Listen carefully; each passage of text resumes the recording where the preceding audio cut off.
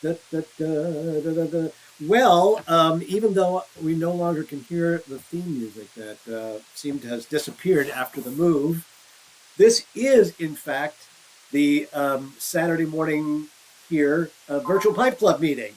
I'm your host, David Dorian Ross, and wherever you are in the universe, intelligent life or not, that's an inside joke right now.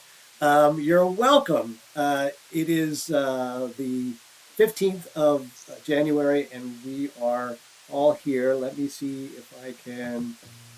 No, not that one. Yeah, I have too many buttons now. Let's see. How about that one? There they are. That is the Zoom Room crew. Say good morning, Zoom Room. Hello, Good everybody. morning. Good morning, everybody. Good morning. That is not the usual Zoom Room view that I typically have, but we'll fix that as we go along there. Ah, well, it is only our first time. It's only our second show back after our hiatus, and it's the first time since we've been in our new studio location at the new house up in Seattle area. So bear with us if we're a little ragged this morning. And we'll say we are streaming live out to Facebook and YouTube. So if you're not here in the Zoom room, A, be one of the cool kids. Come on in, be in the Zoom room. And B, welcome too, because we're going to be fielding your questions and thoughts and comments. And I always want to find out who's watching and where you're from and whatnot. So type something in, say hello, say where you're from. We are joined today with a very special guest speaker, but I'm not going to say anything about him yet because we have our little ritual to go through. Every week we start off just talking about what everybody's smoking and what they're smoking it in, but today we're going to do it a little bit differently. The inner committee guys who helped me out making this happen. And I got together and I said, sometimes you have so many people, it goes on and on and on. So we're going to cut it down to just the first 15, 20 minutes or so. And if you don't get in, we'll make sure you get in the first next week. Does that sound cool, guys? Mm-hmm. That sound reasonable? Absolutely. All right. So I'm going to start off with my buddy, Miguel. Miguel, what are you smoking, buddy? And what are you smoking it in? Today, good morning, everybody. Mr. Esserman, again, I'm happy to see you. I'm smoking a Dunhill, 1969 Dunhill Shell Dublin Group 4, and I have a Balkan Sobrani. And I can pass. Do you want me to pass the virtual pipe? Yes, sir. Would you mind? All right. Thank you. I'll pass the virtual pipe club to Bud. Thanks, Miguel. I'm smoking some Country Squire Merriweather, and I'm smoking in a Rossi Morte, and just a standard shape. I just picked up this pipe, and I kind of like the thicker Stummel and pretty classic shape. And after that, I'll smoke some Bullet Club Mixture in the new 2021 club pipe. So, and I'll also here in San Diego, it's been raining, so we got rain clouds going on, so which is good to see. I'll pass the pipe over to Alvin. Alvin still here? I got to unmute, sorry. Okay. Thank you, Bud. I am smoking some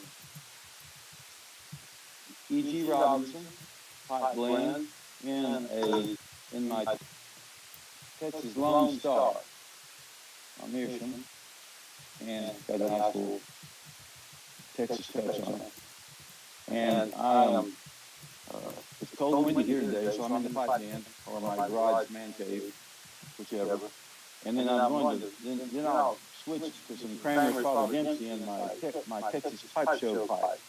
And it's an Ashton pebble pipe. They did a really nice job on it this year.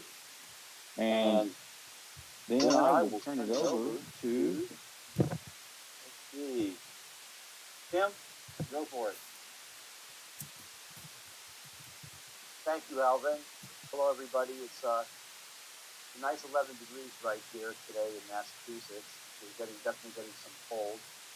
So today I'm smoking Boston Flake in the Peterson barley spigot, which I happen to acquire from Mike Rizzo, a member of our club.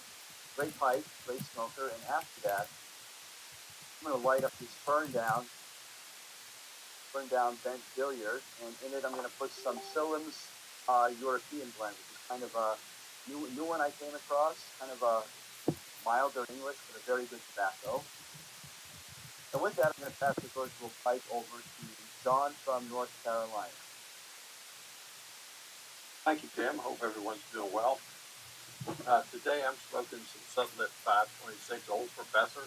Y'all know I smoke that all the time because it's what I am these days. So, well, I'm smoking this one of my older Den Waves, an unusual shape for the Den Waves, freehand, got this rusticated top and a bone insert piece here. But it's a big bowl, holds a lot of tobacco, good smoker. A little bit of a challenge for light sometimes because of the shape of this rim, but it works, where there's a will, there's a way. So let me pass the virtual pipe on to our friend Darkon, who I think is smoking cigars this time, if I remember right.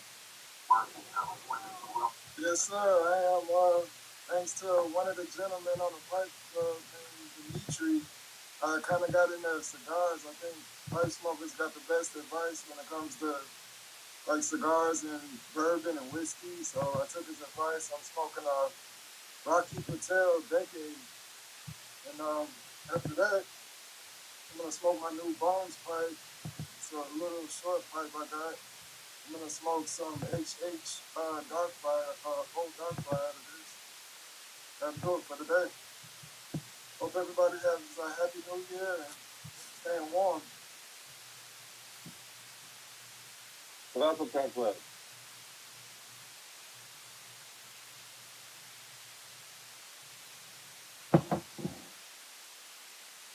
Okay, Darton, you can actually pass the virtual pipe club, but if you want me to give you a hand, I will do that for you, sir, if you don't mind. Sorry. That's okay. Do you want to pass it to someone else? Yes, sir. Let's pass it to Ramachandran in India.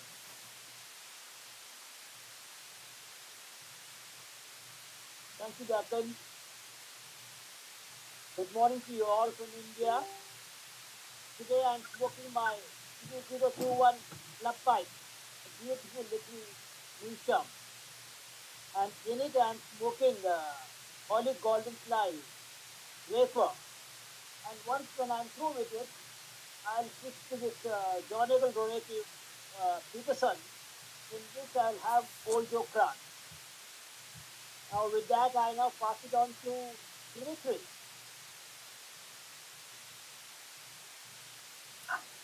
Hello, everybody. Well, I'm here in New York City. It's 19 degrees Fahrenheit outside. That's approximately -7 centigrade. So I probably will have just one pipe today. And I'm smoking some Indonesian Virginia in this Bjorn pipe. And let me pass the pipe to, I don't see any raised hands. You guys can put your hands up for those of you who haven't gone. Still up. Okay, Miguel, help me. I got that Nope. in the place. No problem, Dimitri. Why don't we pass it to Ken? Thank you.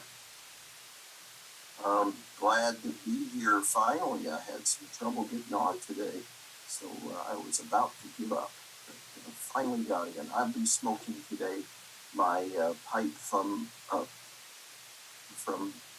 Wade, made by Primitive Home, and it's a beautiful and probably the most functional pipe. Well, it's tied with several others of all that I have. and I'll probably put some meat or kidneys in it today. And if there's no electric ones out up, anybody who wants to go, I don't see waving actual hands. Oh, David Martinez Ruiz. Sorry, I did not see you. Thank you, Ken. Glad that you are back. Smoking these apple Kamoy, one of my favorite brands. Probably my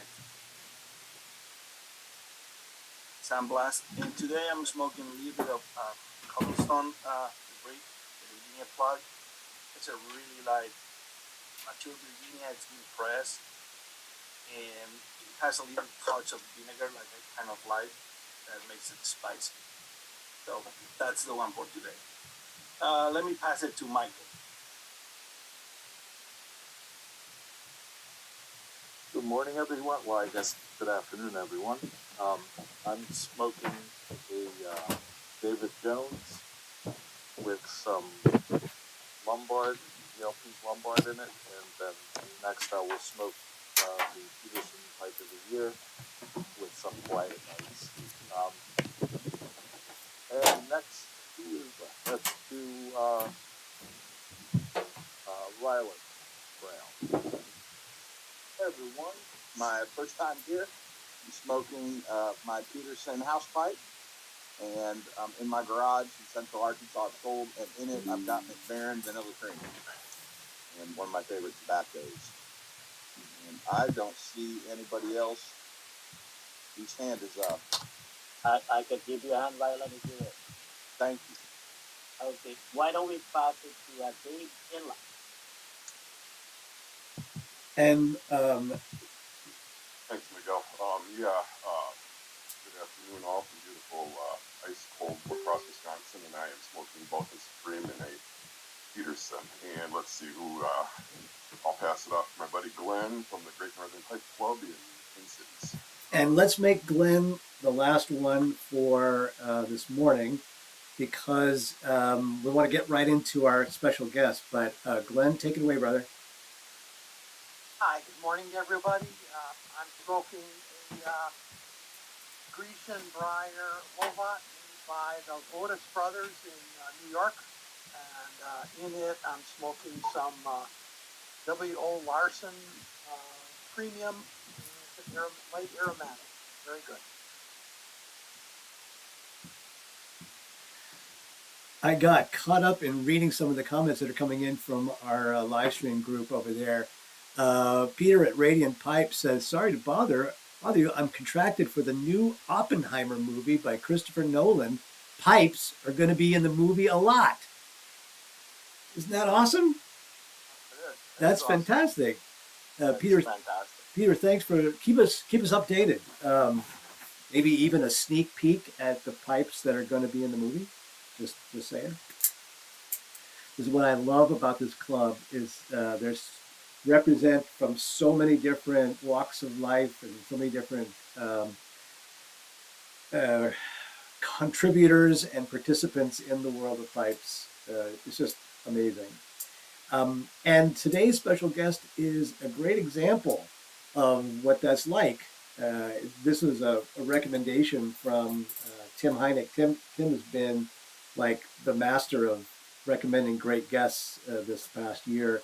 And he said, guys, we have to get Rich Esserman on the meeting and be one of our guests and talk to us.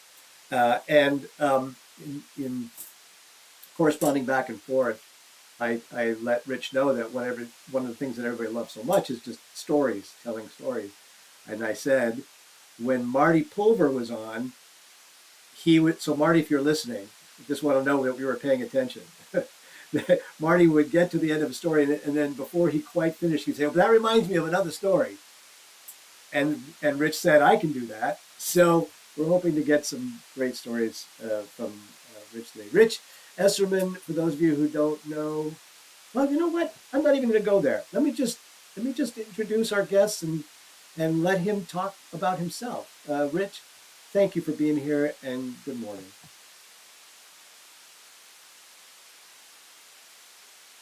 Rich on you. I am. I'm you. What do you know? I'm off mute now. Thank you for inviting me. It's a pleasure. I was watching the show last week with Brian Levine, and I enjoyed it very much. And I've seen other shows; they're terrific. And now with my buddy Dave from LAX, Los Angeles, it's like being together in our right after a show, before a show, one of the pipe shows. Dave is always in the room with me. So I'll introduce myself. I'm Rich Esserman. I've been collecting pipes for about 45 years. I'll give you history going way, way, way back, and then so you can begin to see what I've done and why I do things. Because I think that's just as important as what you're doing, as to why you're doing it.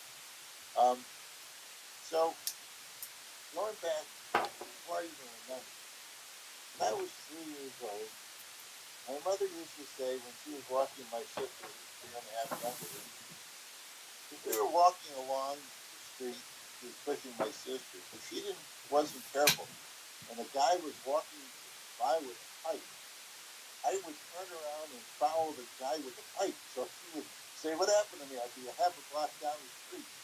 She'd have to grab me. So I've always been interested in pipes from the beginning, way back. I don't remember not liking pipes. And when I went to college in Syracuse, I decided I'm going to smoke a pipe in 1971. And I went into a store and I got my first pipe like everything else. And there was a no name, made in Italy pipe. And I remember the guy saying this. I had no idea what he meant. This pipe had no fills, which was, okay, I had no idea. And he said, "Well, what do you want for tobacco?" And he said, "Try this black cavity stuff." So I tried it like everybody else, had tongue burn and so on and so forth. And I got another pipe and I tried to smoke it. And my philosophy professor, Dr. Thor, said, "Here, try some of my tobacco." So I did, and I took 2 puffs. It was 759, Vulcan Sobrani Black. And I almost died on the spot. They almost had to revive me. And that was it. I graduated in 1975, and my father was a very generous man, bought me a gold duster. So I decided I was going to go out to some of the malls, the pipe shops. There's a couple pipe shops that I heard about in the malls. And I went to one, it was called Tinderbox. And the guy only had high-grade pipe there. And I walked in, I had no idea about anything. I looked around the store, I was like, man. And I saw 3 pipes that really appealed to me. One was a Savinelli Autograph Zero for $270. One was a grade 6 for $150, and one was a grade 5 sandblast, and that was $75. So I said, "I'd like to buy that pipe," and of course, layaway was the way to go. So I got the pipe eventually. And so what he said was, "You get 2 free ounces of tobacco." And I said, "Well, that's terrific. Okay, I'll take some of that black cavity from there." He said, "No, I'm not going to allow you to put that crap in this pipe." I said, "What?" He handed me a can of Vulcan Sobrani oil. Top gun. Back in 1975. And I said, "Okay." And I went back to my room. I live off campus. And I took out this beautiful pipe, and I opened up that tin of tobacco, and I smelled it. It was a weird smell. And I said, "Oh, what am I doing?" But I loaded it up in the pipe. After about 5 minutes, I realized I was never going to smoke a cheap pipe with flavored tobacco again for the rest of my life. And when I got done, it was probably one of the greatest experiences of my life. And I said, "I'm going to start collecting pipes." Now, these higher grade pipes. Now, I didn't do it because I was going to impress the whatever it is. It just smoked so great, it was incredible. And so what I did was, I went out to the store and I bought a couple other high grades. I bought a Dunhill, Boom Paul, and I went to another store called the Briar Root, Route, and the guy Jerry. He had like 8 or 9 stores in upstate New York, and you would get these great pipes. And I got to know him because I would drive over during the middle of the day after a couple hours. I had so much. And like you would get in pipes, let's say, all the Jews and Supremes in the country, $125. They'd send him up on consignment, and what he would do is he'd call me the day before. He was early into the trunk shows.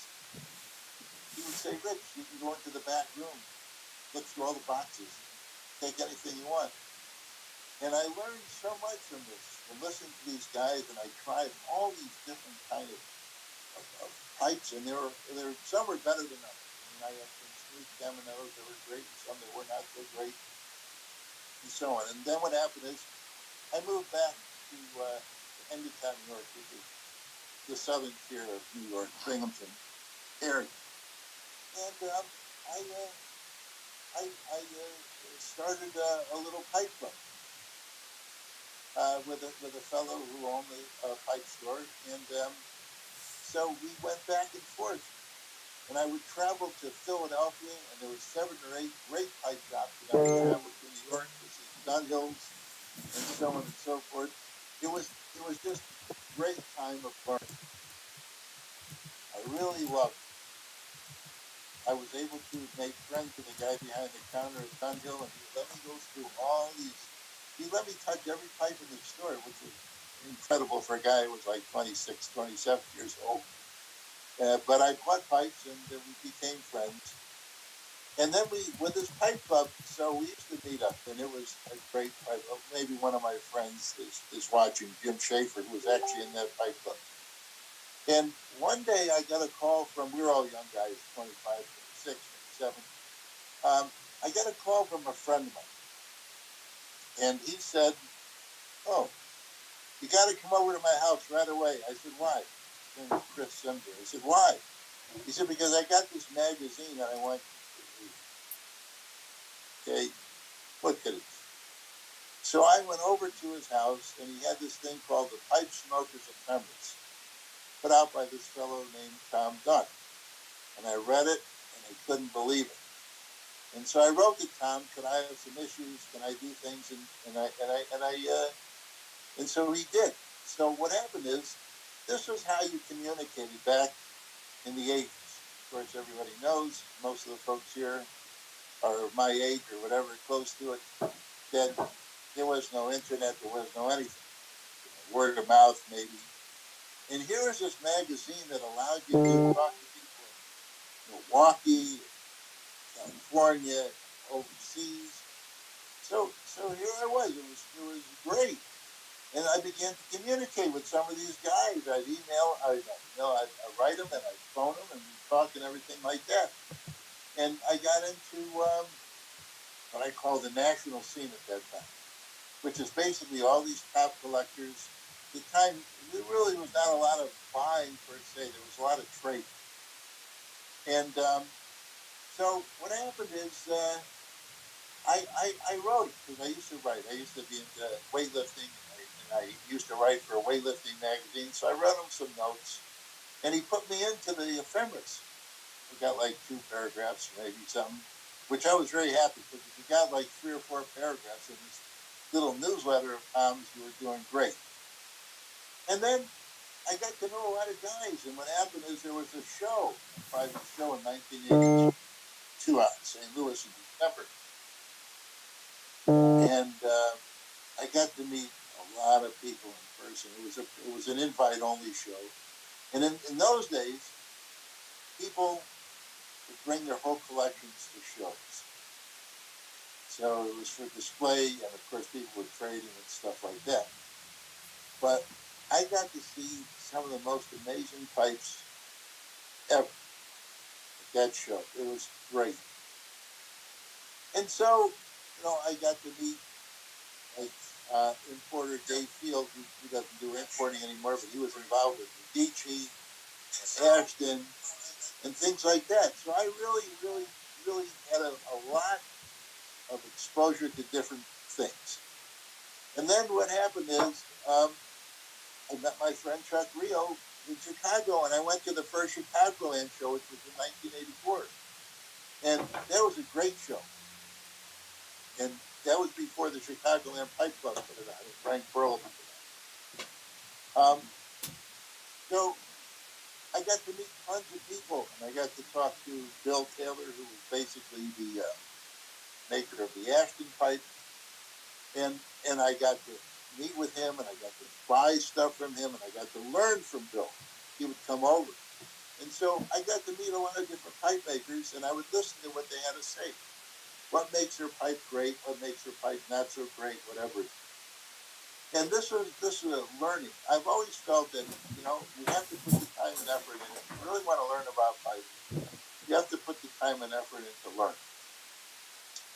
So this went on for the 80s, and I got into different things, Costello's, Ashton, and I got my first Dunhill Magnum. People know me now sometimes for Dunhill Magnum. My good friend Sam Barnett, who's no longer with us, said, he heard of the Dunhill Magnum at this pipe store in New York City, 29th Street. And I had never been there, and we went in, and there it was. And I was able to get my first Dunhill Magnum. Now, I've always liked them. And I'll get into talking about collecting Dunhills later. But that was a great thing. That was a great thing. So time went on, and what happened is in 1993, my buddy Tom Dunn, who I became friends with, the editor, said he was going to put what I said was 4 paragraphs into the pipe smokers of Femmers. And it turned out to be 4 pages. And he got such a response that he was like shocked. Because people, that's one thing. At the time, everything was secret. All the companies didn't tell you what they did. Everything was always behind the scenes. They wouldn't reveal anything. And I was learning a lot of stuff from different people, pipe makers, people at Dunhill I was talking to, and I decided to write about it. So this was a very good thing. And also at the time there was a fellow named Bob Hamlin, who no one knows now, passed away a few years ago. He was big into selling pipes, and he had another thing called the Smoker's Pipeline, and I used to write for that. I too also used to display my pipes, not because I was really sort of wanted to get the Lambert glory, but everybody was doing it. So if you used to bring your whole collection, so there used to be an organization called the PCI, Pipe Collectors International, which had shows. And so I was very fortunate to enter my pipes at the national show, and I won, best in show, and then I became a thing called the Certified Capologist, and all this great stuff was going on. It's fun, but that wasn't the reason why I was doing it. People just decided to do this for me. And then I talked to Frank Burley and Ed Lehman, who's a member of the Chicago Pipe Club. I met him in Washington. I said, you guys should start putting on your pipe show again. We miss it. I miss it. And what happened is they got together, and they decided later to form the Chicagoland Pipe Club and put on the Chicagoland show. In the meanwhile, I also decided a New York show, to help put on the New York Pipe Show, which I did for 26 years. And so all this was going on. Meanwhile, I'm dealing with all these different people, learning about different things, and trying to disseminate information, trying to learn information. And my collection, is growing in the area of Dunhill magnums, which I really like. There were very few when I first started to collect. And as time progressed, people started to say, hey, I know this guy may have a Dunhill Magnum, or I know this guy. And that's one thing about the pipe world that I really like, is that I've developed so many good friends in the pipe world who I say, look out for me, and I look out for them. And that's a terrific thing. That's one of the great things about the pipe community, is that so many friendships develop. and you're not competing. What you're doing is you're helping out folks, and basically, learning about things. And so what happens is over time, we'll get to the Chicagoland show grew and grew and grew, and finally it became an international pipe show in about 2001 through the help of my friend Rex Pogenpole, who really did a great job. And Bruce Spencer died. Bruce Spencer was the head of this PCI. And so what happened is around 1990, the club, because the club decided, I know DDR wanted me to talk about the Dr. Pipes briefly, decided to honor, I think it really was for Frank Perley personally, for what he did for the club and for the show. And they developed this thing called the Doctor of Pipes. It's a program within the Chicagoland Pipe Club. And then they made him the first Doctor of Pipes, and they made Tom Gunn the first Doctor of Pipes trade, but he really was a hobby guy. But what happened is, this Doctor of Pipes thing sort of took off. It's an honorary thing where the club used to vote on who the Doctor of Pipes would be nominated and who would win, and now the doctors themselves vote. It's really a very nice. It really is just an honor. It's an honor. I sort of rambled on here. I don't know if you want me to talk about anything specifically. I'm sorry to. We were just spellbound, Rich. Seriously, so I let it. I was thinking about this. Should I break in for some questions? But you can break in at any time. Well, I could tell that we were getting a full history that is going to set some context for a lot of stuff there. So thank you. That was really awesome.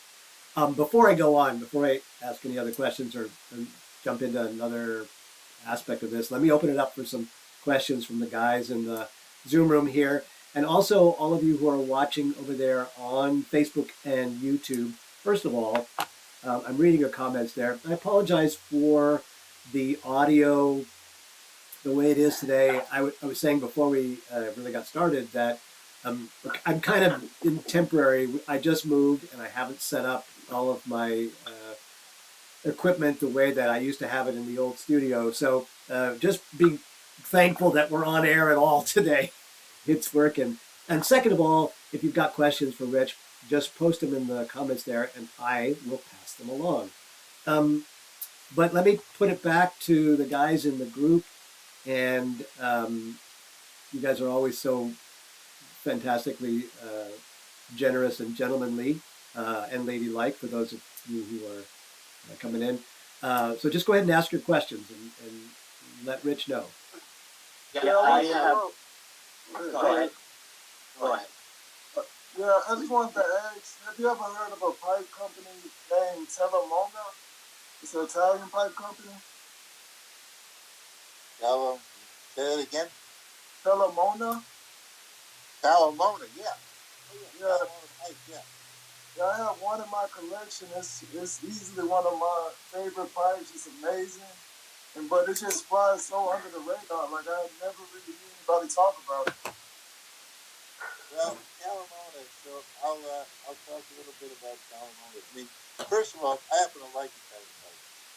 Me too. I like Italian pipe makers in general. Talamona, it's funny how let's say reputations are made or not made. And sometimes you say, why is this pipe worth a lot more than another pipe, even though the other pipe looks better? Talamona has been around for a while. One of the things that's they're great. First of all, I've smoked Talamona pipes, and they're actually a great smoking pipe. I mean, a lot of Italian makers just know how to make a great smoking pipe. Aesthetically, though, some people may not like their shapes as much as others, and that's also a very big factor into why one pipe may be worth more than another. In fact, I think there's a really nice Talamona up on eBay. It's a large one. One of the problems with Talamona, like in some of the other, many Talamona, is that sometimes they use fills on their pipes, and not necessarily gigantic, and they really detract from the pipe itself. But I'm not a big fan of fills on a smooth pipe simply because they don't change color. So if you get like a nice natural brown, beautiful, the fills will stay the same color. So that might darken, and all of a sudden the fills, which you didn't notice before, sort of stick out, and that's an issue. But again, it's like, I like a Chicono pipe. People don't know really very much, too much of that, Chicono. There are other Italians. Some people don't. I like Triacable pipes, and they're never been, like this. They've made a few super high grades, but most of their pipes are, okay for people. I happen to like them a lot, but they never hit, like, let's say, the level of a Costello in terms of perspective from buyers. I happen to really like Costellos. I have quite a few. Okay. Thank you. Yep. Rich, now that we're on that topic of the underrated Italian pipes, there's a pipe that I like called Il Seppo. I have a few of them, and they smoke great, and I like the way they look, and I think they're fairly inexpensive for what they are. Do you have any comments on those? Yeah, I've owned a few, and again, I happen to like them. I had a couple there. They made some super giant ones, and they were very good smokers.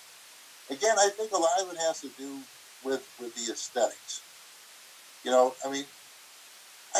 I can't tell you, like, for instance, Moretti is another one who I've seen some really great grain pieces, huge pieces, and they don't go for a lot. Why that is basically, I think, a couple of reasons, but I think a lot of it has to do truly with the aesthetics. And that you'd say, well, don't you buy a pipe for the smoking quality? And I'd say, of course you do. But as you know, the pipe that you pick up, Tim, has to visually appeal to you. You can have the greatest smoking pipe, and if it's an ugly pipe with a crappy finish, and you don't like the way the stem, you're not going to pick it up. It's going to be something that really is not appealing to you. And why something jumps out and becomes very valuable is still sort of a mystery. I mean, Costello, when I first started to collect Costellos, for instance, you couldn't get them in the 70s. If the store had one Costello, you were luckier than heck. And most of the time they got maybe one every year, 2 years, and the rarity factor was really what drove the interest, I think, for collectors in Costellos. So that's a factor. Now, whether or not that I think, didn't Dave Field import those pipes at one time, if I'm not mistaken? He did. I think he did import them along with the Radices and the Ashton. Yeah. And it was always viewed as a lower. I mean, here's another one, Radice itself, which is a very fine crafted pipe. Now, there have been discussions about the smoking qualities of Radice. I know some people really like them. Some people are not that favorable about them. So that, but the craftsmanship, is there, and the craftsmanship of the other is also there.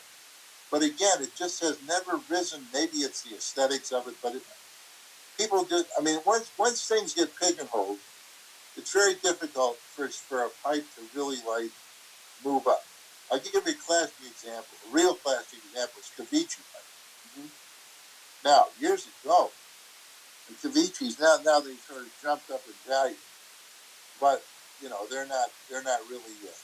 They had this thing in smoking pipes where they sold them with leather bags, and they were $3,000. But most of the Cavici pipes, you get a 4C Cavici, and that's not even their top. And at one point, you could buy them for like $350.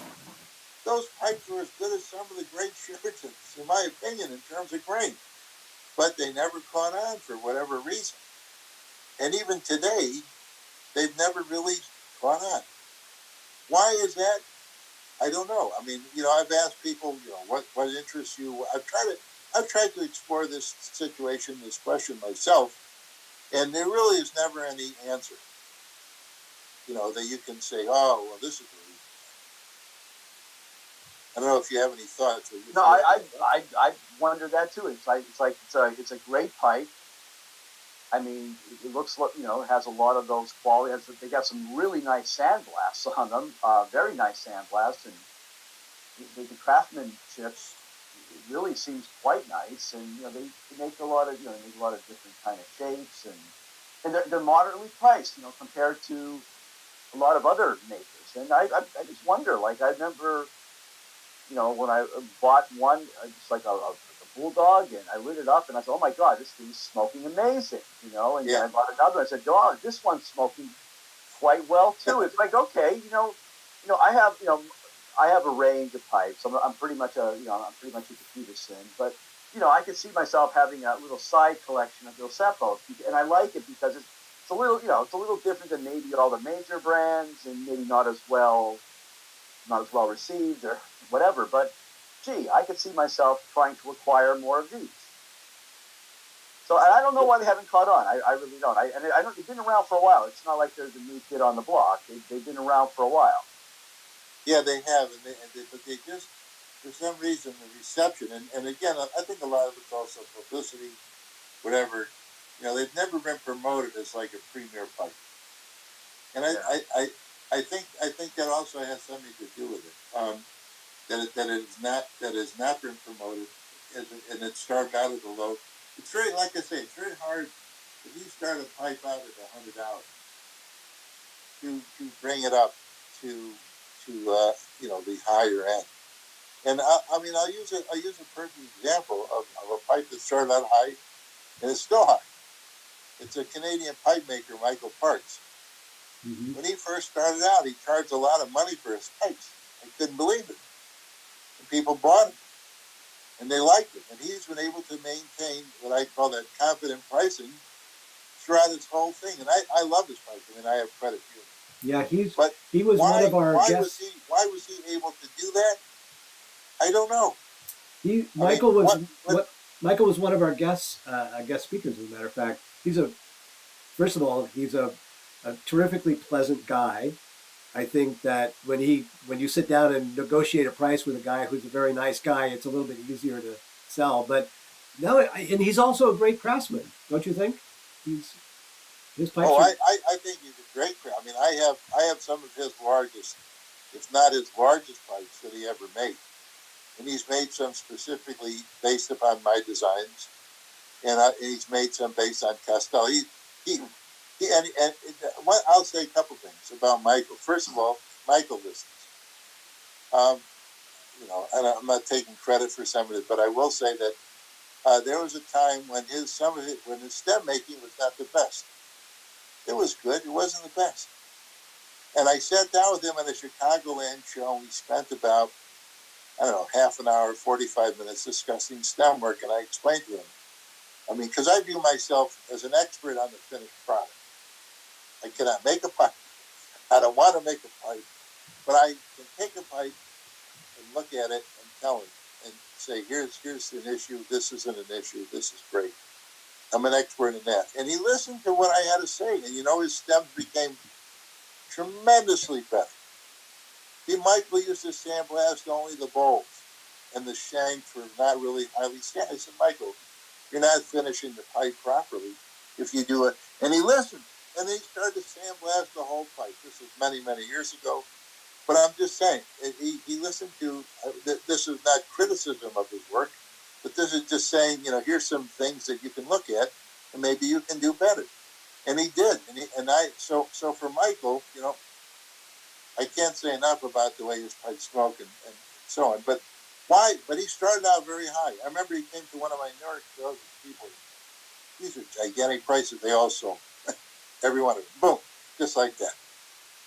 So, listen, I want to open this up to, I see some other people with their hands up. I think Dimitri has his hand up, and get some of the other questions going here, and then we'll come back and I've got a couple of leading questions for you.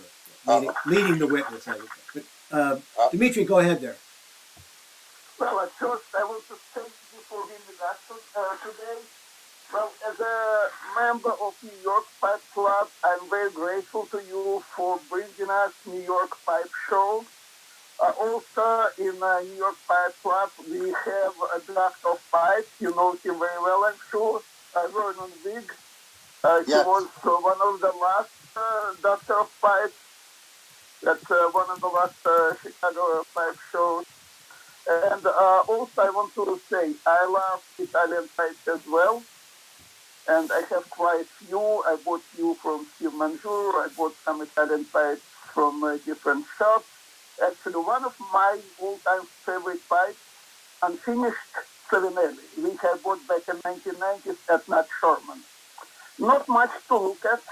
It has few fields, few imperfections, few mistakes.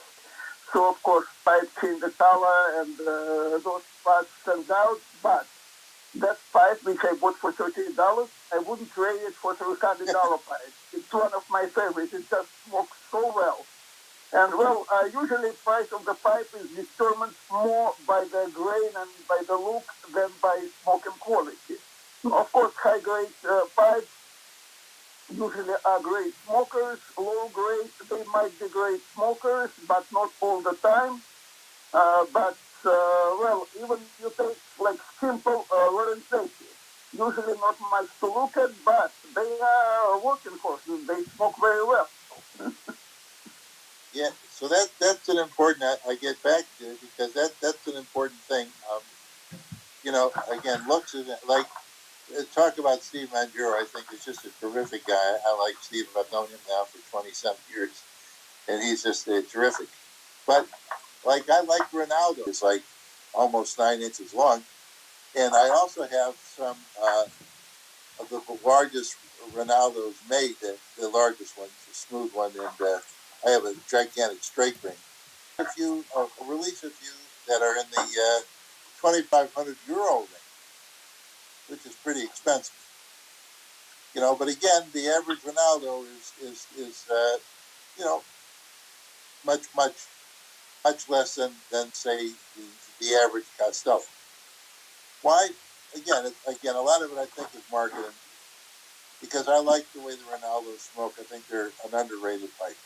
I would agree with you. I have about 6 of them, and I'll bought from Steve Manjour, and that's another underrated pipe is Ronaldo. I mean, they look great. They smoke. They're one of those pipes that smoke great just from the first time.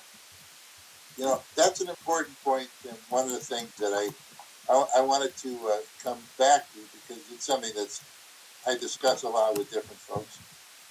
And I had a big 20-some years ago. I'm good friends with Fred Hammond. But we had like this big, I don't know what you want to call it, flame war or something. Because I think he misunderstood what I wrote.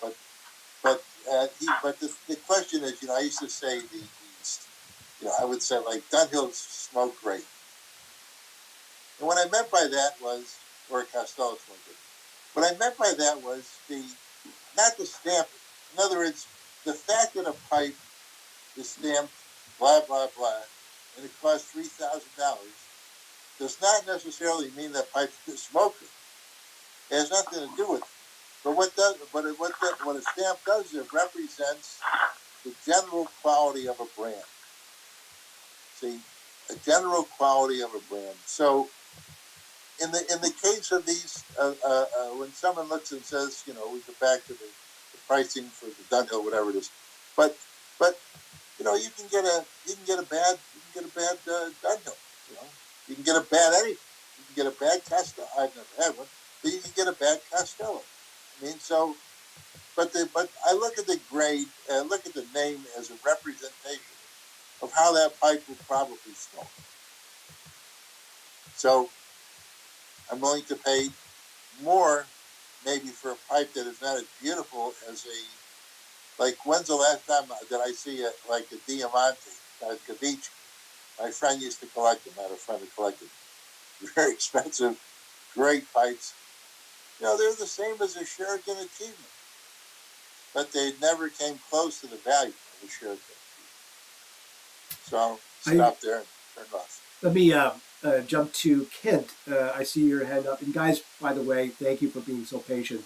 So Kent, take it away. Well, unfortunately or fortunately, you answered my question in the last part of your answer to the previous question. So I'll modify it a little bit. You said that the value of a brand is not equal to construction. It doesn't depend on it. If you could, would you enumerate? And this isn't a test. I won't be grading you on this. I used to do that for a living.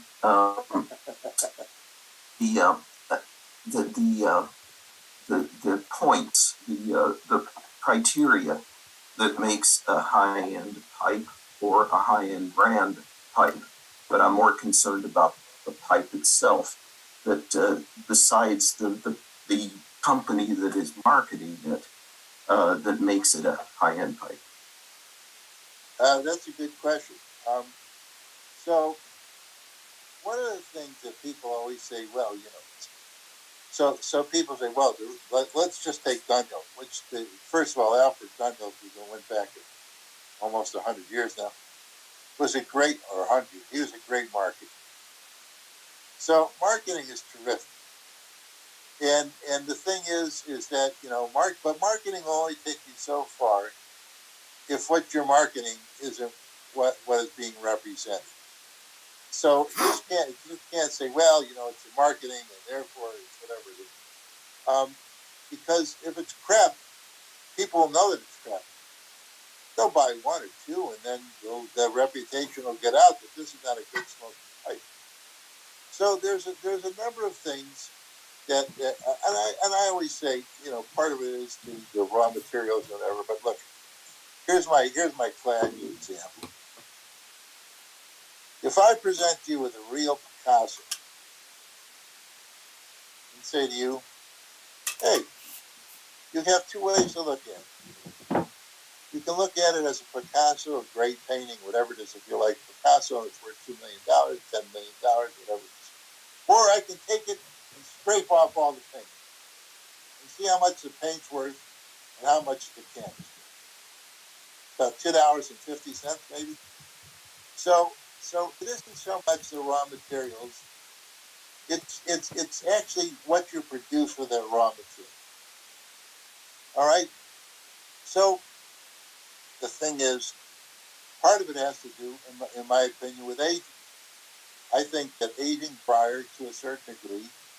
First of all, if you keep the briar for a few years, some keep it for 10 years, that has an impact on the quality of the smoke.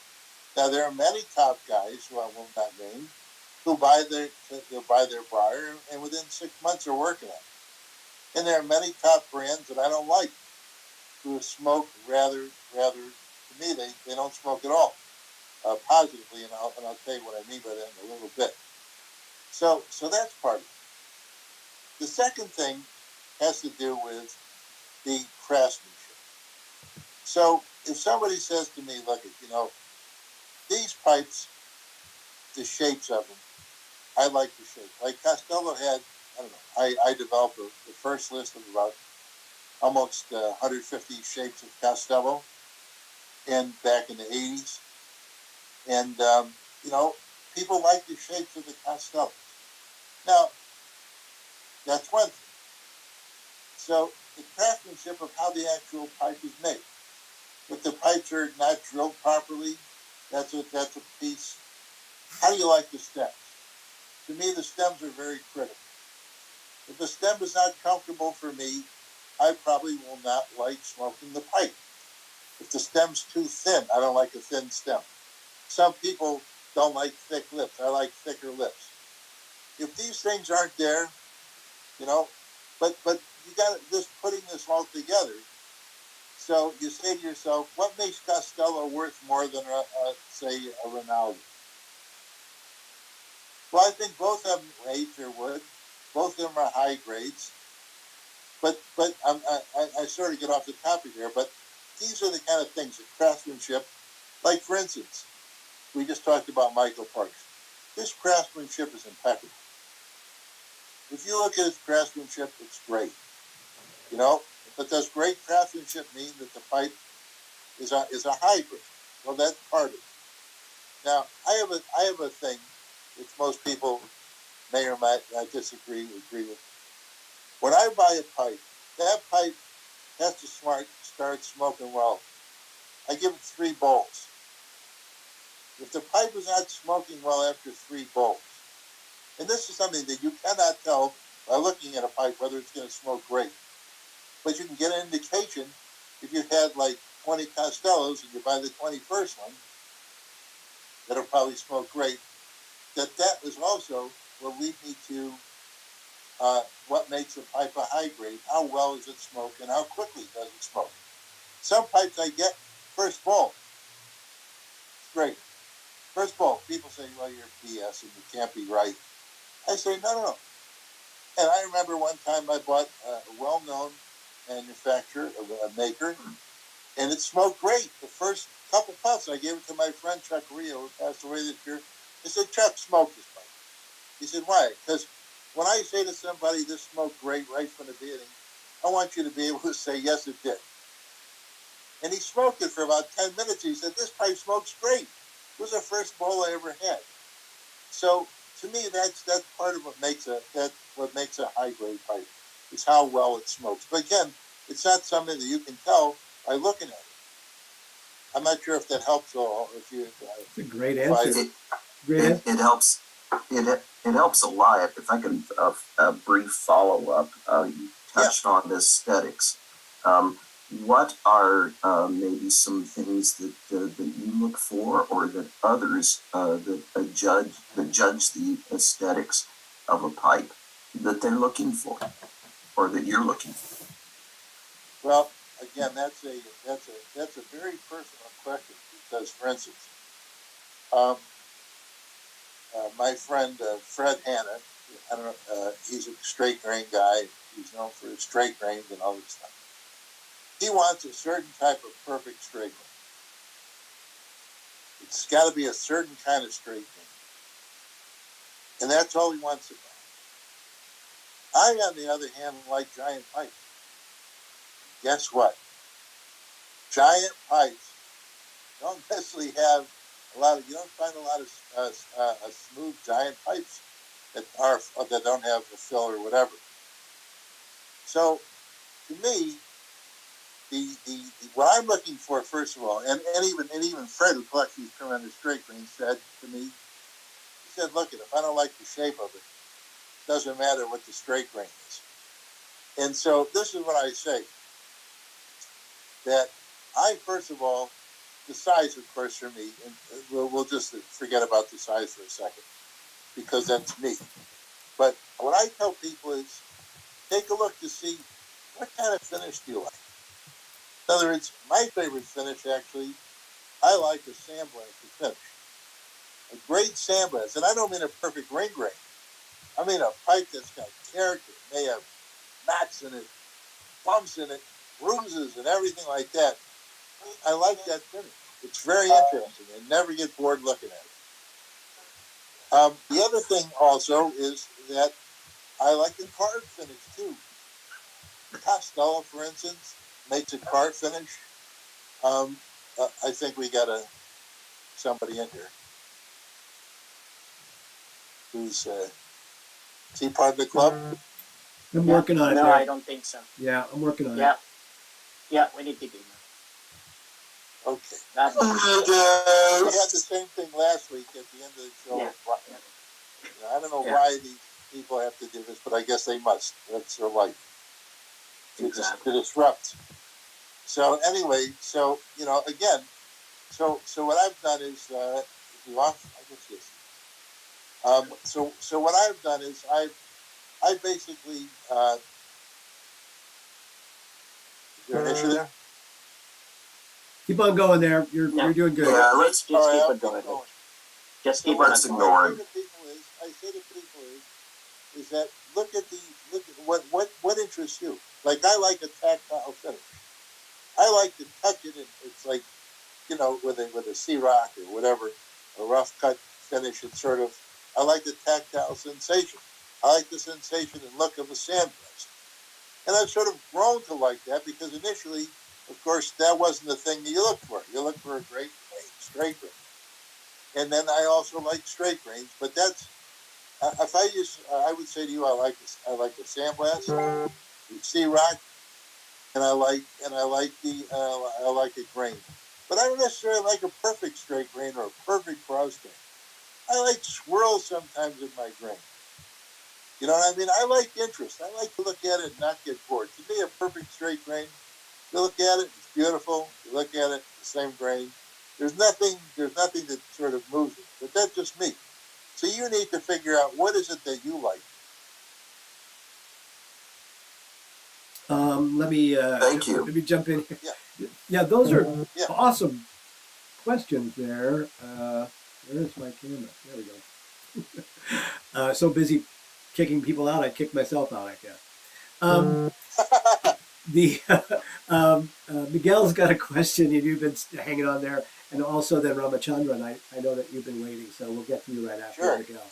I'll answer Miguel's question. All right. Sure. Hi, Rich. Hi. This is not a question, actually a comment. In a good way. I just want to let you know that we have a lot of new pipe smokers in this club, and I want to speak on behalf of them. And I just want them to know that you just don't care about the high end or the high grade pipe. Because one of the statements that you made to Brian Levine on episode 480, and that one that resonated to me, and it actually applied to this club, that when you said, if the smoker wants to smoke a corn cob, that's their business. If they want to smoke a, a, Captain Black grape, that's their business.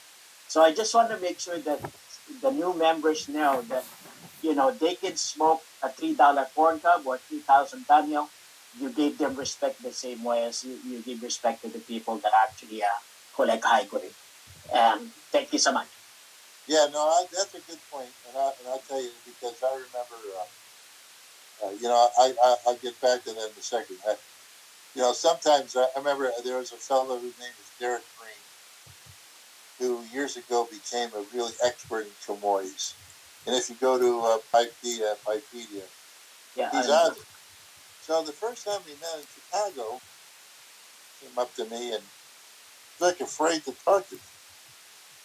And I said, "Hi, how you doing? Do you have a question or you want to discuss?" And he said, "Yeah, I like chamois." So on and so forth. And I said, all right. So we talked a little bit about him. And I said, I want you to meet this guy. See this guy over there? His name is Stan Ostra. He's a high-end chamois collector among that, Cecinis and everything like that. Go talk to him as well because he'll share information with you. And and he did. And then he became a leading expert on chamois because he decided that's what he loved. And he probably knew more about chamois than I did. In fact, I was just talking to a friend of mine, emailing a friend, and he said, "Oh, the Prima was the highest chamois grade in the old days." And I said, "Oh," and then he showed me this thing from Derek Green's post. Now, what does this have to do with anything? What it has to do with is this. Like, I have never, ever desired, although I've driven in a few, to own a really expensive car. I mean, at one point, I'm retired now, so I'm not going to be spending big money anyway. But I never had the desire. To me, a car was to get me from point A to point B. I do like leather seats. but other than that, I've never desired. I mean, I've known some of my old bosses. They drove Mercedes, and the guys at Bentley. But I mean, I enjoyed it, but I never had the desire to buy one. And so when I say to people, it's the same thing with pipes. You might say, I smoke a pipe, I love smoking a pipe, but I don't really desire to own the perfect straight grain for $1,000 or $2,000. I don't desire to own this. And if you're happy with what you're smoking, what I say to you is continue to smoke it. Now, if you ever get a little curious, then maybe you'll move up a grade. And this is, I think, the point you're getting at. Then you do it if you feel like doing it. But I'm happy that people are smoking a pipe, and I really don't care what they're smoking or whatever it is, as long as they're smoking a pipe. What I don't like, bother. Like there was a thing which always comes up on the Facebook. Are Dunhills really worth the money? I really want to know. And then there was a response, and a guy wrote about 3 or 4 paragraphs, and it turns out he never smoked the Pete. He never smoked. He's a Peterson smoker. He never smoked the Dunhill, but he heard. And I wrote, the only way you're ever going to know if you think if Dunhills are worth it is if you go buy some. I didn't say buy one. I didn't say you have to go buy one to enjoy it. I just said if you really want to know. So people these days, it's very easy to put your opinion up, even though you don't know anything because you want to be part of the conversation. But I always, when I was growing up, so to speak, in the pipe community, there was a lot of older guys who I liked to listen to for hours. I could listen to them for hours and hours and hours, and I would say to you, like there was a guy right down the street from me, 3 blocks down, that came to my show, and he had Sheratons, Barlings, and Dunhills, and I sat down with him for a couple of hours, and I said, well, tell me, where did you buy this pipe, and when did you buy it? And what were you thinking about? In those days, you could just walk into a store and buy anything. 1950s, want to buy a barley, you walked in the store, you bought a barley. You want to buy a Dunhill, want to buy a Sheraton, you just walked into the store. And so I listened to what he had to say. I looked at the characteristics of the pipe, and I began to see, Sheratons, if it's from these 50s, this is what the stamping looked like. I wanted to learn some stuff. But the thing is, there's no guys like that anymore. So what you're doing is you're reading about people who have so-called common knowledge. Like I can get into, and I will, a little bit about tobaccos. How Latakia, after 2 years, Latakia start to go flat after 5 years, flat after 30 years and sober. And I always want to write to these guys, which I don't do because I'm not confrontational. Well, did you determine that after you smoked the 100th bowl of old tobaccos, old Latakias? Oh, you haven't smoked it. Oh, after the 10th bowl? Oh, you haven't even smoked any. How'd you know? Because that's what people write. So what I'm trying to get at is, it's important. People can write or whatever they want to write, but I wish if they don't have the knowledge, they don't write anything. But of course, it's not going to happen. Ramachandra, I'll stop my rant there. I let you ramble on because you're the greatest rambler we've had. So, but Ramachandra, go ahead with your question there, brother. Thank you, Divya. Coming back to this point about underrated brands, there is this one particular brand, Lorenzo, which is an Italian brand. I have few of them, and they smoke fabulously.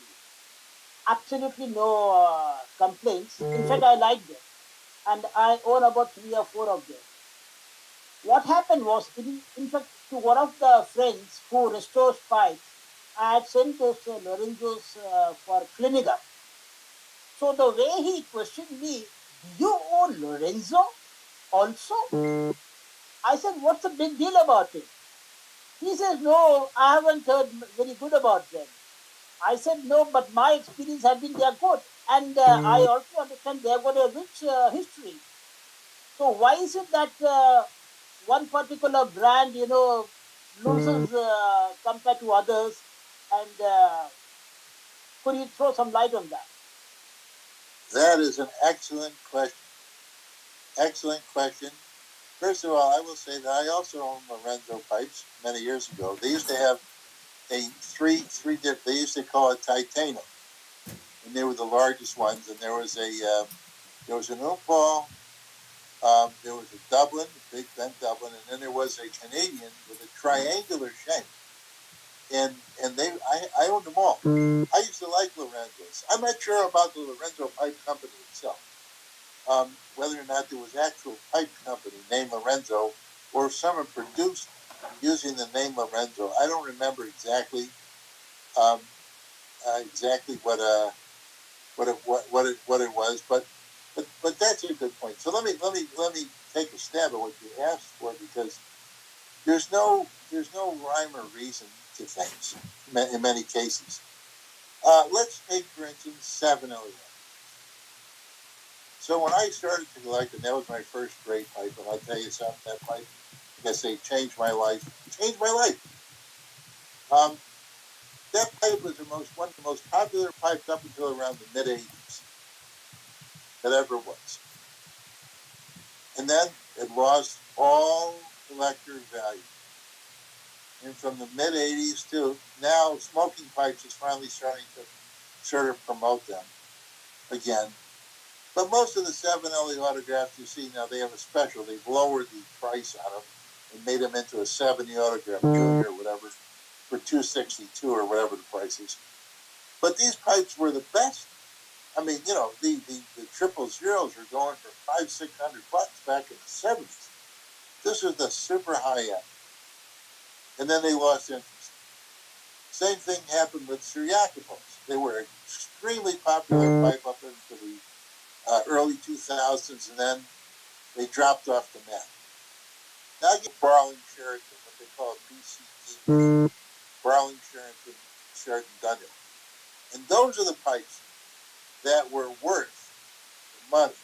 In fact, many of the used Dunhills were worth more than the unsmoked. The old used Dunhills are worth more than the smoked Dunhills, the unsmoked Dunhills of the current production.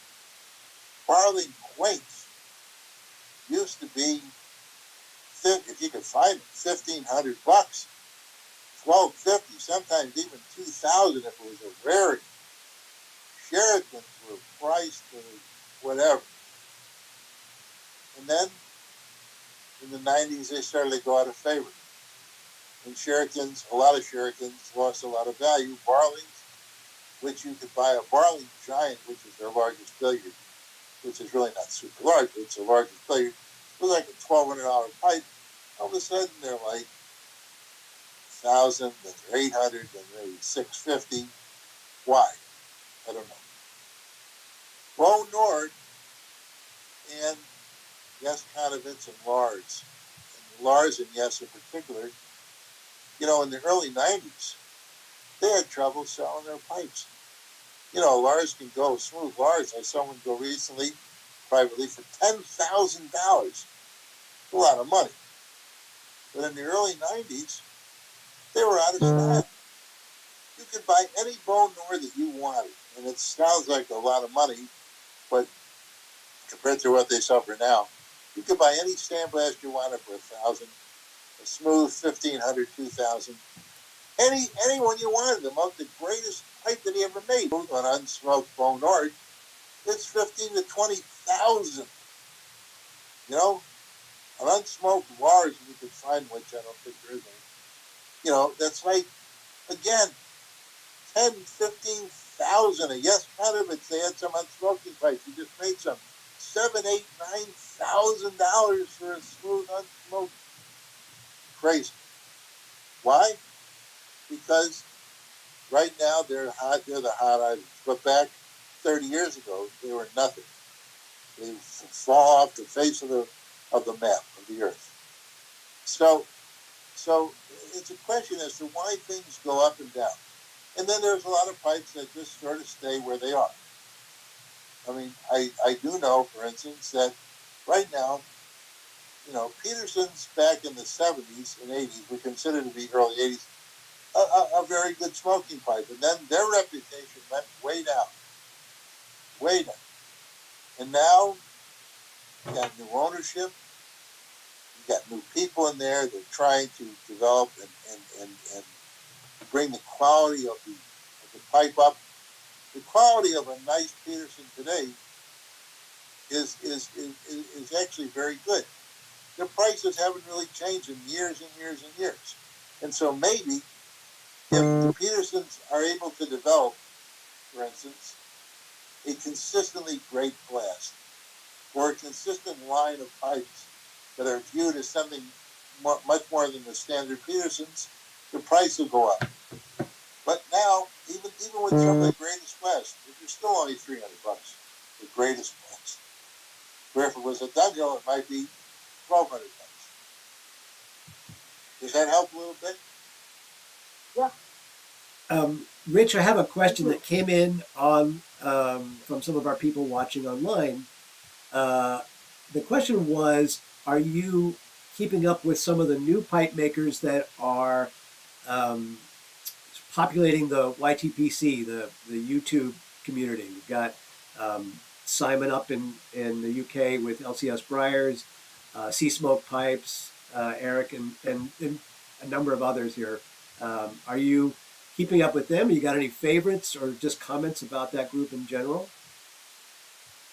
No, I mean I occasionally look at stuff like that. I mean I'm sort of my biggest thing right now is I am on like the Facebook, which is sort of the old folks group. I am on 20, 30 clubs, whatever it is, on Facebook, and then I'm on Instagram. And so I post my pipes. I got talked into doing it once a week I post a pipe. And I listen to some of the, my interest in listening to some of the stuff. I don't know. I mean, I like to hear what people have to say, but I'm not sure if I'm learning it. So I like to spend my time discussing and listening to people who I think have a lot of knowledge and experience. And I'm not putting anybody down here because look at, when I first came into the hobby, I thought I knew a lot to some degree, and then I've learned. But I'm not really, that's not my thing, to be frank, quite frankly. I do try to keep up with a lot of new makers. Like if they're posting on Instagram, or people are posting their pipes that they bought from these guys on Instagram, I enjoy that. I like to see what new folks are doing. That just makes me curious. Do people ever send you pipes sort of out of the blue? Well, yeah. Well, that's another topic. Whether people when I would go to pipe shows, every maker, and even now, people will email me. Look, I'd like to make a pipe for you. And I say to you, no. Very few pipe makers have ever made a pipe for me. I've already ordered from them. I say to people, look, make the pipe you want. Make the pipe you're going to make, that you want to make. And then if I like it, if you want to show it to me, and I like it, and we can work out a deal, then we'll do it. But never make a pipe for me. I'm too particular. There's something that you might think is nothing with a pipe that I don't like it. I'm not going to be forced into buying it. That's for sure. And I don't want you to waste your time and effort. If you think that, like if I ordered a pipe from Joe Blow, and I ordered it and I designed it and it came out not exactly right, but I probably would still buy it. But if you say to me, here's something that's really going to be, you'll love this pipe, and I don't like it, and I don't like it, and, someone else will buy it. But yeah, but people all the time come up to me at shows, oh my God, I got this pipe for you, I got this pipe for you, thanks. I don't know if that is the answer to the question. Yeah, no, I'm curious. So, for example, people who write tobacco reviews will often get tobacco sent to them by a new blender or something like that or if you're a publisher, you get manuscripts sent to you to review and that kind of thing. So it was just a curiosity whether or not somebody would send you a pipe and say, I just want you to have it. Yeah, I'm sorry. Yes, no, sending me a pipe, yeah. Some people have actually sent me pipes. I've been at a show, and someone will say, by the way, here's something that you might have an interest in. Here now. There we go. Back on the screen for some reason, I forgot to turn on my charger. So someone might say, yeah, and they'll say, here, take. And I don't mind that. I mean, people say, what do you mean you don't mind? I'm not looking for freebies per se, but I used to get I used to get a lot of tampers at one point. I must have got like 20 tampers. Yeah, my favorite tamper story is the guy that makes Mink Kahunas, tampers, Rupert. He so I was I'll tell you this little funny story. I was trying to work out a deal with a fellow named John Toll, who used to be the NASPC, North American Society of Pipe Collectors, president. And we couldn't do it. We were talking for 2 hours. Finally, the show was at Chicago, Sunday. And I looked down at the table, and I say, oh, there's a Saffron, which is a German maker, and a natural sandblast. And I asked him, I said, so how much is this pipe? I'll buy this pipe. Well, it's not my pipe. I turned to the guy next to me, and I asked him, next table over, I said, well, is this your pipe? He said, no, not my pipe. Not your pipe. I figured, well, it's obviously someone left it, lost it. So I put it in my pocket, and I was going to go. I'm walking out of the room. I'm going to go look for either Mike Reschke, who's the president of Frank Brothers. So, here's a lost pipe. And this guy comes running into the room, madly running. And I said, hey, you lose a pipe? He said, yeah, I lost a pipe. I said, well, is this it? He said, yeah, that's it. Oh, he was so happy. He was sweating. He was happy. The next day, it turns out he made the mink kahunas. He said, here, take anyone from my table. And I did. I still have the tamper. I will always have the tamper. And, but other guys would send me tampers all the time.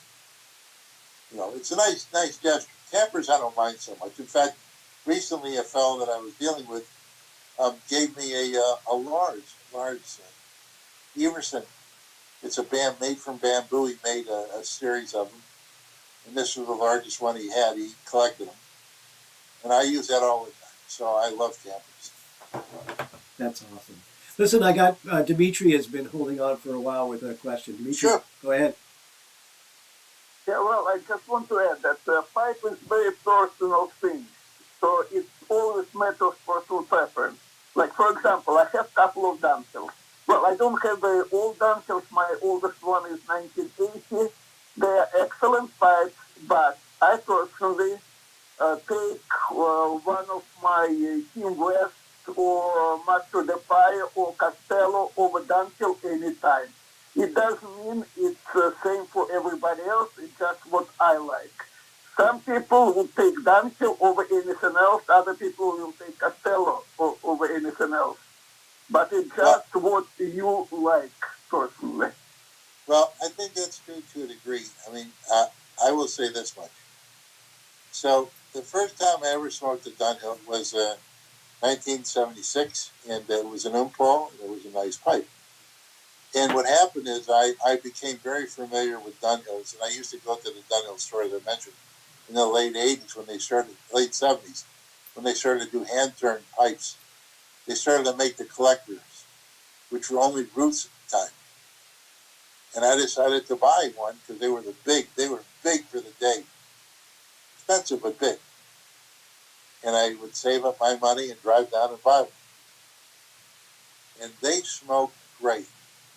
See, I'm always one that the pipe, look, and that's why I started my life story there way back, to say that I don't necessarily, I'm not buying it for the name. When I began collecting pipes and so on, I knew nothing about anything. All I knew was that 7 Alley Autograph smoked so great with the Balkan Sobrani White that it was an incredible experience. It didn't matter was a it was a autograph, whatever. I had no idea what an autograph was. I had no idea of anything, but I did find out really soon, though, that certain tobaccos I don't like. And some pipes don't smoke well with certain tobaccos. And so, I say, well, look, I collected Dunhills from the 70s. And at the time, they were not popular. So when I went to my first pipe show and I had stuff from the 70s, it was sort of frowned upon it. You got to buy stuff from the 50s, the 20s, and the 30s. And I tried it. And they were okay. I thought the stuff from the 70s were excellent pipes. So, I'm not looking for the name per se. Although that's part of the rationale of buying. Like I have some Parker pipes. I have Magnum Parker pipes from the 20s. They are super pipes. They are phenomenal pipes. And if you said to me, do they smoke as well as the Dinos? I'd say many of them do, yes. But I won't pay the price that I would pay for a Dunhill because Dunhill's a name. It's like, if you, like I say, if you bought a Van Gogh, and you were worth, 300 million and you decided you wanted to pay 20 million for that, you'd buy a Vincent Van Gogh. But if it was his brother Seymour Van Gogh, you wouldn't pay 20 million. It could be the same. It could be so. So you got to understand that the Dunhills again may or may not work for you. And the point of the matter is, if they don't, then they don't. Then you go and you do something else. But for me, the Dunhills have always been terrific smoking pipes. I've had my earliest is 1921. My latest is 2019. And that's me, but I only buy the big ones. Yeah, Seymour Van Gogh, a very underappreciated artist. I will say. So I'm going to give you a twofer because then some of the other guys are still waiting. All right, let's get to the nitty gritty. How many pipes do you have in your collection, and do you smoke all of them? Good question. Now, when I began collecting pipes, the way to collect was, you had small collectors. Most collectors, even the great ones, they might have had 150 pipes. Maybe the great one guy had 200 pipes. Maybe those are the people that had between 50 and 100 pipes. And so that was my collecting habit for the first almost 25 years of my collecting. Was having this very small group, 30, 40, 50 pipes. I once got down to 20. I got bored. And then in the late 90s, I decided I wanted to try other things other than the ones that I've been collecting, and I wanted to try other brands, and even though they weren't the greatest, I wanted to try them. And then my collection went up to maybe 100 something and a quarter, and then it went up to maybe 150, and then it went up to maybe 200. Now I would say I have between, say, 3 1/4 and 350 pipes. Every pipe that I buy to smoke. Period. I never buy a pipe to look at. If I want to buy something to look at, I'll buy a piece of art and hang it on the wall. But I know many guys that collect pipes, great pipes, and I say, are you going to smoke that? Well, I already have a lot of pipes. So I don't need to smoke this one. See, to me, the need, it isn't my pipe until I smoke it. That's how I look at it. I remember one time I won this auction. My friend John Loring helped me out. I really wasn't on eBay, and I said, I looked on eBay, but I can't bid it and set up a. I said, do me a favor, bid for me, and I'll pay the guy, because at the time there wasn't even PayPal. I'll send him a check, don't worry about it. So he bid for me, and I won this unsmoked Dunhill Magnum from 1925, which I later found out, because I emailed the guy. You can email people, and they knew it. It was sold from, a woman gave it to him on consignment, a very old woman. It was a gift from her father, volunteered to American to be in the English Army during World War I. And his men gave him, after the war, this pipe as a gift. The men that he commanded in the English Army, as a gift. and he never smoked it. And so I won that fight. And I got it on a Tuesday, and that's when the New York Fight Club was meeting on a Tuesday. And it used to meet right near my office, a block and a half away. And I bought the fight. People looked at me, and I said, "You're going to see history being made." I said, "What do you mean?" He said, "I got this unsmoked Dunhill Magnum just about 3 hours ago. I'm going to smoke it tonight." And they said, "What are you going to be crazy? You're going to ruin the value?" And I told them, the value in this pipe is when I smoke it. That's when there's value in the pipe. Not before, not whatever. So if I kept it unsmoked and in the drawer, what would it mean to me? Nothing. So I buy my pipes to smoke. I don't buy them because I think someday, boy, this is going to be worth $1 million, or, oh, I want to have it. Instead of investing in stocks and bonds, I'm going to invest in unsmoked pipes. You know, that's not me. I don't do it. Some people, I know one guy, he just bought a great Cherokee from his state of an old friend. He's not going to smoke. It's a beautiful pipe. If he gave it to me and said, "Here, you want to buy this pipe?" I'd buy it. I'd smoke it tonight. But that's the whole point, is to buy the pipe to smoke. That's why it's got to be a great smoking pipe. I don't care what the name. I've had brands. I've tried some of the great houses, great makers, great pipe makers. I don't like them. I don't care who they are. I'm not buying it. I'm not going to buy it. You know, but that's me. That's awesome. Thank you. That great answer. I was dying to find out how many you have in your collection. Alvin was waiting to ask a question, and then you disappeared. Al, what? Well, DDR, he answered part of my question, and I guess you talked a little bit about, some of the uninformed observations on social media, which a large number of them are. But I had a question on the Dunhill. I've got a number of different brands represented in the medium-sized collection of pipes I have, but I haven't yet got a Dunhill. I'm looking for my birth year Dunhill. Actually, that's one of my little bucket list items. I've almost waited too long to do it. Got too old, so they're a little harder to find. But you answered my question, because I was just curious about whether you had seen a change in the quality of Dunhill over the years, and you just told me you mentioned you had bought in 2019. So that was really my question, because I do want to get a Dunhill or two to try. And I guess that was my question, whether you had any observations on Dunhill. Like Peterson had a few years where maybe the popularity or the quality was somewhat a little down, but they have done a lot to ramp it back up. And I'm just wondering, any observations on Dunhill, the Dunhill pipe? That's a good question. I always start out by answering this. I root for the wonderful non-playoff New York Giants football team. And they won the Super Bowl a couple of times with Eli, but they're not. And someone must have said, I've been rooting for the Dunhills since I was a very little kid, 1961. I went to my first game, a preseason game in Cornell University in Ithaca, New York. And someone would say to me, "Well, you root for the Giants, right?" I'd say, "Sure do." I said, "Well, are they the same as they were in 1961? I'd say, "No way." Right?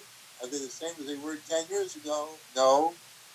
So the name, you see, what happens is that the name, of course, with everybody, and not just you or me or whatever, is represented. Again, that's where I go back to what the name represents. So, I used to know a guy named Frank Blues, who was a man who, to be honest with you, in the 1982, and I got in trouble because I wrote in the ephemeris about this. I got a nasty letter from the managing director about Dunhill shutting down their factory. What they did was they laid off a lot of people, they consolidated, and they stopped turning bolts. So after 1992 to about the year 2000, Dunhill stopped turning their own bolts. And what Frank Blues would do, though, is that he would go around to all the factories in the world, and he would tell them, they're interested in pipes of certain dimensions, certain whatever it is, and they would come in and they would he would buy the bowls, and then Dunhill would finish them off, handmade stems, and so you would say, well, those bowls are going to be bad, right? And I would say to you, I have some 1980s pipes, mid 80s, that are excellent smoking pipes. I have some giant collectors that are tremendous, and the bowls weren't turned, but they were finished. And under my understanding of English law is that if you finish the last 25% of the pipe, you can stamp your name on it.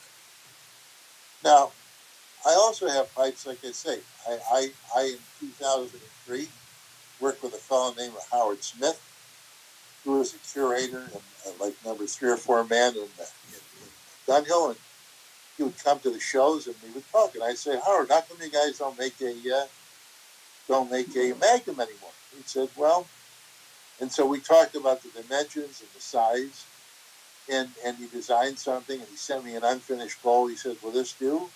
And I said, yes, it will. And then we made some Dunhill Magnums in 2003. They were bents in fitted cases, and they were released in 3, 4, and 5. And those are great pipes. They're expensive, but they're great pipes in my opinion. And later they made some more Magnums in 2009 and 10, and recently in 2019, just a few. So are those pipes the same as my 1920s Dunhills? So I have pipes. I have a number of Dunhill Magnums, more than probably anybody, and I have pipes that are larger than Dunhill Magnums. These are the largest Dunhills ever made. I have a bulldog, for instance, that's across the bowl is 3 1/4 inches. I have another one, which is a fancy shape. It's what's called an LS shape. It's in their catalog, except supersized. The shape is 1.5 inches across. 1.5 inches, the shape. Forget about the bowl. The bowl is almost 4 inches across. It's a bulldog style. I have a panel that's 3 3/4 inches high. 2 of them. And I have other ones that are large. Now, how do these pipes smoke? The majority of them smoke phenomenal, in my opinion. Some of the full bents can smoke a little wet on occasion. So, worth living with? Yeah, I do that. Are the 20s as good as the 30s as good as the 20s? Well, I don't know. 1950s and 60s, great pipes. After World War II, they downsized. They made large standard shapes. I'm assuming you weren't born in 1960, but a little bit before that, a little bit before 1960. A little bit before, yeah. So the question is, how did the pipe smoke? And can I compare a 1950s to a 1980s? And I tell you what, I like the 1970s. I still have some giant ones that I bought. They had a special edition made in 1976 that are just great. So I say to you is, look, if you wanted to buy a birth year pipe, whatever that birth year was, yeah. Assuming that you could find one, I would say to you, look for it. But what I would do is I would look around, and you see what I do is every day I like you're looking at pipes again. I said, yeah, what are you looking at? Jewelry again? Oh, that's okay. Pipes. What I do is I begin to look at pipes. I begin to look at photos. Now, in the old days, I would go to shows, and I might handle in a show 200 or 300 Dunhills and get a sense of what the Dunhills were like. So I'm looking for you. So I look for a pipe. How's the condition? One thing, the nomenclature, while it doesn't mean the pipe will smoke, one thing would be the nomenclature. If it's in good condition, generally that means the pipe wasn't abused. So I would look for a pipe from a reputable guy like Treasure Pipes, who I know personally, and he doesn't do a lot of work on them. You get him, he cleans them up a little bit, and maybe you buy one from him and you say, well, what price range do you want to pay? now prices are pretty good for Dunhills. You know, you might have to pay a few $100, but you would look around for something like that. You look at the top of the rim. How's the condition of it? You can't tell how the pipe's going to smoke, but at least you can get a pipe in reasonably good condition. You can ask them, well, smell the pipe from it. Why? Does it smell sweet? If it's a sweet smell, I don't want it. It means the aromatics are in it. If it's a sour smell, not a problem. It's probably old English or old Virginias and whatever. So I would say to you, you know, if you really want to get that. Now, if you want to buy a brand new Dunhill, I would say to you, don't do that. Try a few estate Dunhills first. Find the range that you're interested in. If it's 200 to 500, look around, and you'll be surprised. I have a friend of mine who gets these bargains. I say, how do you find these things? Well, it's on eBay. And he looks and he waits. And there's like 600 Dunhills on eBay now. So I would start looking on eBay and just say, what is it? And I would look every week. And then I'd begin to zero in. And then I would go to the advanced search and I would say, okay, where did these Dunhills end up? Did they end up at 350 or 400 or whatever? And then I'd begin to get my sense of my universe. You see, because I'm a firm believer, and this is what my friend Ed Lehman, who was on with us for many years, used to say to me, say, Rich, I want to have a broad overview because then I can figure out where the pipe fits into. You see, I've looked at, let's say, 1,000 Dunhill ODA billiards, 835s. And I can tell you if this is a great one. I know right away if it's a great one. I know right away if it's good or if it's mediocre or if it's bad.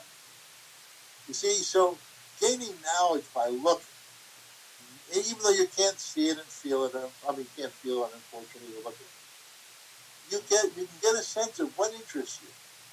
Are you a bulldog guy? Are you a billiard guy? Are you a bent guy?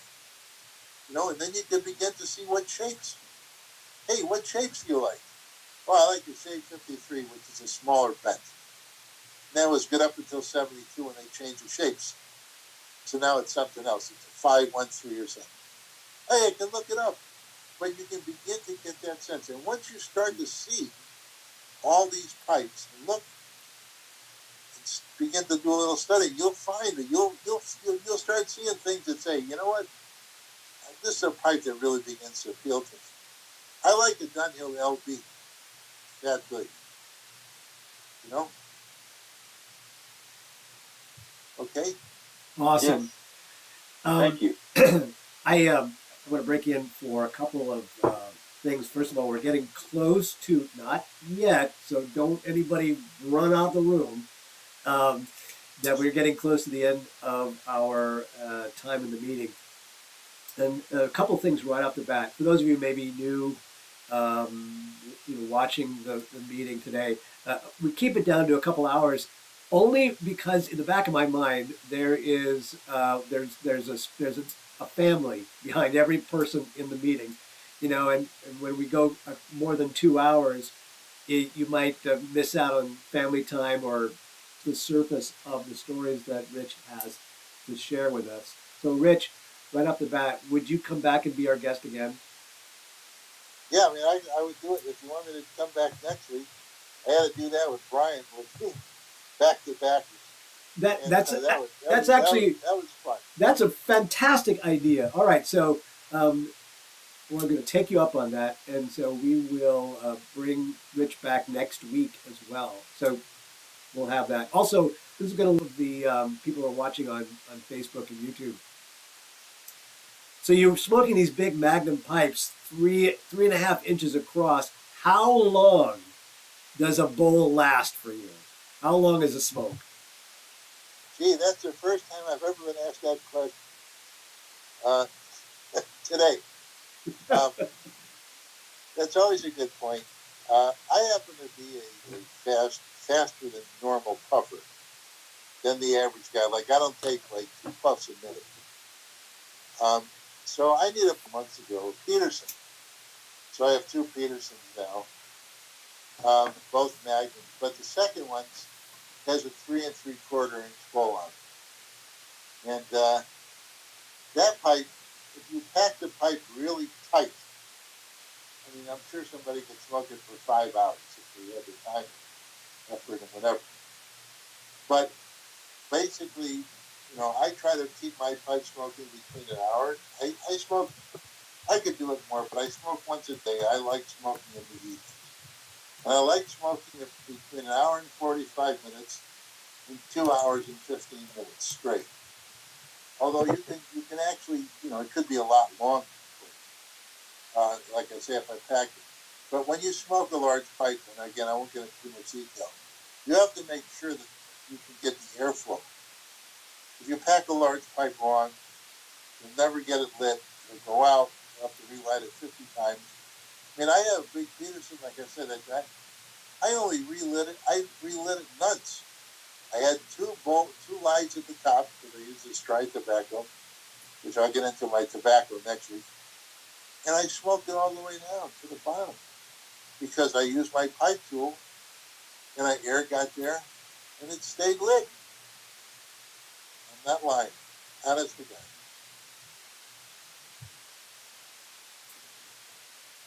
That's a big. I was How's just that? yeah no I'm trying to process that in my mind about it. Only 2 hours. I smoke 2 hours of bowl like this and Right. whatever. That's Yeah. what I mean. Yeah. So you smoking that. If I smoked your pipe, I would be done with it in an hour, maybe. Miguel, But I puff it. why don't you take us out, sir, with your question, and then we'll wrap it up after your question and Rich's answer. Rich, I know you can probably answer this question That's all right. next week. Do you really, according to Brian Levine, do you really mix a 30-year-old tobacco? Because I'll be happy to have a 30-year-old tobacco Sobrani, 759, but according to Brian, you mix a 30-year-old tobacco to another blend. Yeah. At least, I mean, and I won't get into it. We'll save it for next week. But I will say, yes, I do. Now, I'll tell you the reason why I blend tobaccos. It was purely by accident. So I used to like this thing called Baby's Bottom. Daniel, you get it. I bought it at the London store. You can order it. It's a nice can. And then I used to have I still have many of them. Number 1066, my mixer, which is an old Gerbar. And one night, put in the Baby's Bottom, and I smoked it. Sucked. I said, this is bad. I opened up a tin of I had the tin of 1066. I smoked. I didn't like it. Saying, oh my God, these are my two favorite tobaccos. It's not working. So I decided to load up 50-50. And it came out beautiful. So yes, I do, and I'll talk next week much more about the kind of tobaccos I smoke, why I believe in aging, and so on and so forth. And yes, all my tobaccos, except for one, an old mixture called Sullivan's OX. I don't blend that at all. But every other tobacco I use for blending. And I'll tell you a lot of stories about blending, friends that have tobacco collections, and things of that sort. You can start there. That'll be a great place to start. Well, I just got a message just now that sort of has changed my whole mood. So let me wrap up sort of the official part of the meeting first, and that is, first of all, Rich, thank you so much for today. We can't wait till next week to do a part two and talk more about. I want to talk about Dr. Pipes, and I want to hear more of your stories about tobaccos and whatnot. So I just want to make sure we say, from all of us in the club, thank you so much for sharing and your generosity with your time and your stories. Thank you, Rick. Thank you. Yeah, this has been fun. I mean, let me put it this way. I want to thank everybody. So much. this is like, but this to me, this is like being almost at a pipe show. And you're talking to everybody, and we're having a conversation, and it's terrific. So thanks again, and see you next week. See you next week. So, Looking forward to it. I have very sad news to end our show with, but maybe it'll be an opportunity for us to raise a pipe. So we have what the tradition we all know as the broken pipe. One of our members here, who's been with us since the very beginning, Stephen Emus, passed away this morning. Oh God. And I'm going to miss him terribly. Stephen kept emailing me saying, let's get together for lunch. And I was in the midst of the moving of the house, and it was just chaos. And I'm going to regret that for the rest of my life, that I didn't spend some time with Stephen, just having a pipe and having some Chinese food together. I'm getting a little emotional right there. I'm going to miss you, Steve. And I love you. Yeah. And so... Did the architect say something about Stephen, if you don't mind? Right before Stephen was hooked up to a ventilator, I was talking to Karen, his wife. And his wife told me, I'm a little bit emotional here. He basically she told me that Stephen told her, tell Miguel, I'll be back. I haven't had a chance. Maybe we can do something to bring his brother. Yeah, that's a great idea. We'll talk about it, guys. In the meantime, raise a glass, raise a pipe to Stephen, and we'll carry on in his memory. Yeah, too many people have passed away this past year, and this year is I know several people now that have passed away this year, which is just incredible to me. And I'm glad. I'm glad we have these Zoom groups and this type of meeting, so we keep ourselves together. And every day is a new. As I live it, every day is a new lifetime. When I wake up, it's a new lifetime. So that's absolutely true. Are you gonna go to the St. Louis show? No, I'm not going. And the reason why I'm not going is because my wife has an immune deficiency, and I'm not going to hold my show even this year. I don't think. For that reason, in other words, I can't take a risk of me getting something and then giving it to her. Yeah, we're all being really careful. All right, so on that note, I'm going to say the thing that I say every weekend, just exactly for this reason. It's not a political thing because we don't do politics here in the Pipe Club, but whatever you choose to do to keep yourself safe, wash your hands, get the vaccine, wear a mask, hole up in your basement, whatever it is that you please, stay safe. We love you, and I'll see you guys next week. Ciao, everybody. Bye, everyone. Bye, everybody. Yeah. Bye.